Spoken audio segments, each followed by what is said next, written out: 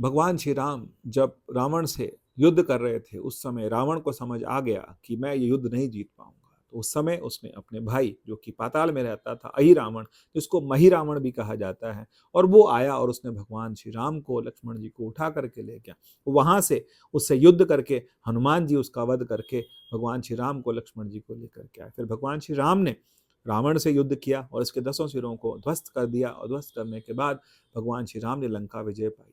अब लंका विजय पाने के बाद जब भगवान श्री राम ऋषि मुनियों के पास पहुंचे, तो ऋषि मुनियों ने भगवान श्री राम की बहुत बुरी बुरी प्रशंसा की। लेकिन प्रशंसा को सुन करके माता सीता बहुत तेज हंसी। तो उनको देख करके सभी ने पूछा कि आप ऐसे क्यों हंसी। उन्होंने कहा, अभी रावण का एक भाई और बाकी है, जिसका नाम महारावण है, और महारावण जो है उसके हजारों सिर है। वो महारावण भगवान श्री राम से युद्ध करने के लिए जब आया, तो उस समय भगवान श्री राम युद्ध में ही बेहोश हो गए, लक्ष्मण सहित, और हनुमान जी भी उसको नहीं जीत पाए। फिर ऐसे में माता सीता ने अपना रौद्र रूप दिखलाया, और माता सीता ने तलवार निकाल करके उससे युद्ध किया, और युद्ध करने के बाद उसके हजारों सिरों को खत्म कर दिया और उसका वध कर दिया। अब ये बात जो है तुलसीदास जी की रामायण में और वाल्मीकि रामायण में नहीं आती, ये सिर्फ आनंद रामायण में आती है। रामायण की कई टीकाएं हैं जिसमें एक आनंद रामायण भी आती है, और आनंद रामायण में माता सीता का वो स्वरूप बताया गया है।